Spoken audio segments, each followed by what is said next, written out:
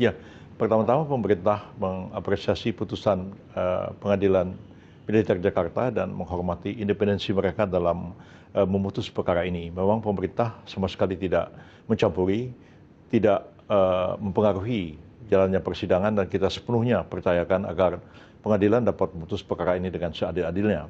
Dan kita tahu bahwa auditor militer menuntut rata-rata 2,5 tahun kepada semua terdakwa, tapi putusan itu ada yang lebih tinggi dari 2,5 tahun, ada yang dihukum 3 tahun, ada yang dihukum kurang dari 2,5 tahun, dan saya pikir itu hakim telah menggunakan independensinya dalam memilah-milah perkara ini dan kemudian menjatuhkan putusan sesuai dengan berat ringannya.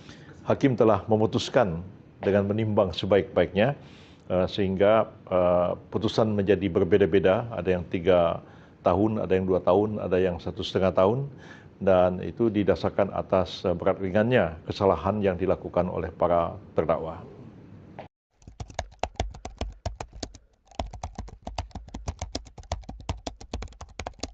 Ya, tentu auditor dalam menyampaikan tuntutan di pengadilan itu mengacu kepada pasal-pasal yang didakwakan kepada para terdakwa, dan mereka telah memutuskan untuk menghukum 2,5 tahun semuanya secara pukul rata ya kepada para terdakwa, walaupun kemudian hakim memutuskan lain, ada yang ultra petita, ada yang 3 tahun, ada yang kurang daripada itu.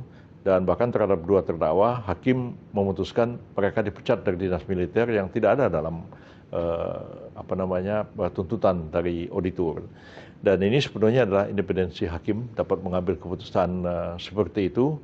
Dan kalau ada pihak-pihak yang tidak puas, ya tentu dapat mengajukan banding, ya, baik si baik auditor maupun mereka yang diadili. Dalam hal ini adalah terdakwa di persidangan ini. Jadi kita mesti tunggu kira-kira 7 hari, ya, apakah auditor ataupun terdakwa akan mengajukan banding atau tidak. Kalau tidak, ya putusan itu inkrah atau dapat dieksekusi karena tidak ada banding yang diajukan oleh para pihak.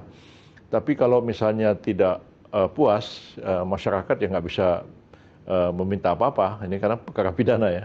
Kalau perkara pidana itu beda dengan perkara perdata. Kalau perdata itu masing-masing individu, orang perorangan yang mengajukan gugatan ke persidangan. Tapi dalam perkara pidana itu yang maju ke persidangan bukan perorangan atau keluarga korban, tapi adalah kalau orang sipil jaksa penuntut umum, kalau tentara ya auditor militer yang mengajukan tuntutan ke pengadilan. Jadi karena ini kesalahan pidana itu adalah serangan terhadap keselamatan atau kepentingan masyarakat atau publik, dan karena itu yang maju ke persidangan adalah auditor atau jaksa penuntut umum.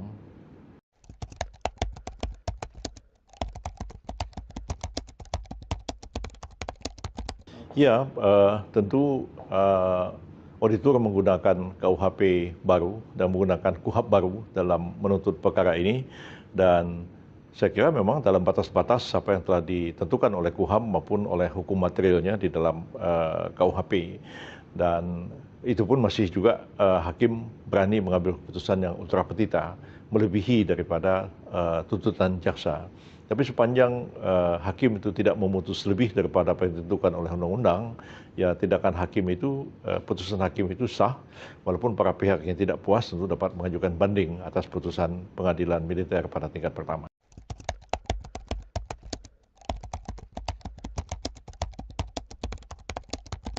Ya, pertama-tama tentu harus memahami sistem hukum yang berlaku. Dan ini bukan menggunakan KUHP Belanda, ini sudah menggunakan KUHP nasional kita sendiri dan juga menggunakan KUHAP baru. Ya, auditor dapat menuntut dalam batas-batas yang telah ditetapkan oleh KUHP baru kita. Dan kalau tuntutannya itu tentu harus disesuaikan dengan berat ringannya kesalahan yang diajukan oleh yang dilakukan oleh para terdakwa. Dan hakim akan memutuskan sebenarnya apa yang paling adil yang dijatuhkan kepada para terdakwa ini. Bahwa mungkin korban merasa tidak puas dengan hal ini, tentu, tapi korban tidak bisa mengajukan banding atau apa-apa ya, karena ini adalah kejahatan, jadi termasuk ke ruang publik, dan auditor akan bertindak atas nama kepentingan masyarakat dalam menuntut perkara ini ke pengadilan. Seperti itu gambaran.